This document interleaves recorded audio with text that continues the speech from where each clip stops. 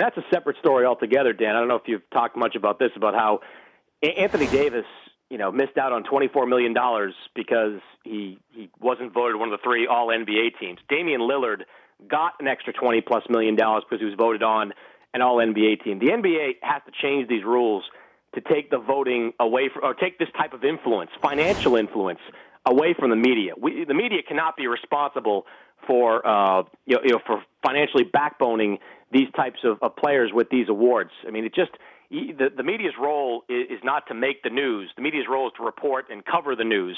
And by giving the media this power inadvertently, it really sends a bad message about the role of the media in the league. How did they get this in, collective bargaining that you could? Yeah. I mean, Anthony Davis injured. Now I love him, but I have a hard time putting him in there because he was injured a good portion of the season. But we knew that he could be out $24 million. The media knew this going into the voting, right?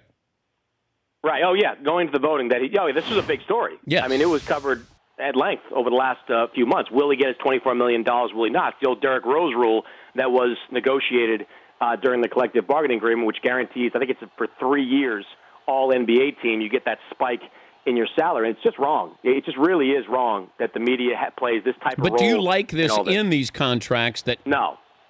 Because I like a performance. Okay, but you want your stars to live up to these max deals. Yeah.